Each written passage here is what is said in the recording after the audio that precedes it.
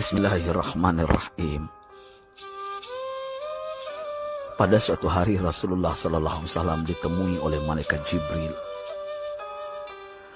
Rasul pun bertanya, "Ada apa wahai Jibril?" Jibril menjawab, "Wahai Muhammad, sesungguhnya hari ini Allah Subhanahu wa Ta'ala sedang mengobarkan nyala api neraka, dan seluruh para malaikat amat ketakutan. Mereka tidak tahu harus bagaimana. Untung aku ingat," kata Jibril, "bahwa engkau Muhammad adalah sumber cinta dan sayang Allah Subhanahu wa Ta'ala kepada alam semesta. Dengan alasan itu aku kesini, bertabaruk mengambil berkah dengan cinta Allah kepada dirimu, ya Rasulullah, ya Muhammad." Rasulullah terdiam beberapa saat, kemudian bertanya lagi, "Wahai Jibril, ceritakan padaku bagaimana neraka itu sesungguhnya." Jibril menjawab, "Wahai Muhammad, neraka itu bagaikan lubang-lubang yang terdiri dari 7 tingkat. Jarak antara satu lubang dengan yang lain ialah perjalanan 70 tahun. Lubang paling bawah adalah lubang yang paling panas." Nabi SAW meneruskan pertanyaannya, "Lalu siapakah penghuni lubang-lubang neraka itu wahai Jibril? Sampaikan kepadaku Jibril." Jibril menjawab, "Lubang yang paling bawah diciptakan untuk orang-orang munafik. Lubang yang berikutnya untuk penyembah berhala. Lalu untuk penyembah bintang dan matahari." Jibril terus menerangkan penghuni tingkatan neraka hingga lubang yang kelima, tempat umat Yahudi, dan yang keenam dihuni oleh umat Nasrani. Setelah menjelaskan penghuni 6 tingkatan neraka, Jibril diam cukup lama. Rasulullah SAW penasaran dan bertanya kepada Jibril, "Wahai Jibril, siapakah penghuni neraka yang ke-7?" Jibril diam saja tidak menjawab. Rasulullah SAW mengulangi pertanyaannya, tapi Jibril tetap diam. Rasulullah tambah penasaran dan mendesak Jibril agar dijawab pertanyaannya. Akhirnya Jibril pun berkata, "Umatmu wahai Muhammad, mereka itu para pelaku dosa besar di kalangan umatmu, yang dimana sampai mereka mati belum sempat bertaubat." Mendengar jawaban Jibril, Rasulullah langsung jatuh pingsan. Jibril merangkulnya dan meletakkan tubuh baginda di atas pangkuannya. Tak berapa lama Rasulullah SAW sadar dan langsung menangis bersimbah air mata dengan terisak-isak. Rasulullah mempertegas pertanyaannya, "Wahai Jibril, apakah benar ada di antara umatku yang masuk neraka?"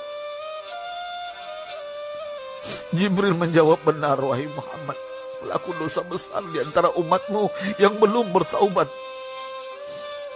Setelah itu Rasulullah menghadap kiblat dan sujud kepada Allah dalam isak tangisnya. Sesekali dengan suara pelan beliau membisikkan kata-kata, "Ummati ya Rabb, ummati, ummati, ummati." Beliau SAW tidak mengangkat kepalanya dalam keadaan seperti itu selama 3 hari 3 malam. Kecuali setiap Bilal bin Rabah mengumandangkan azan, barulah beliau bangkit untuk menjadi imam. Dan setelah itu kembali sujud lagi.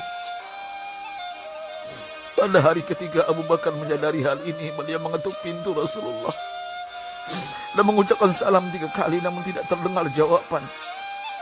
Abu Bakar sedih dan berseru di hadapan pintu Nabi besar Muhammad SAW, "Apakah ada jalan untuk masuk ke rumahmu ya Rasulullah?" Tetap tidak ada jawaban. Di jalan Abu Bakar bertemu sahabat Umar. "Mengapa engkau menangis wahai Abu Bakar?" kata Umar.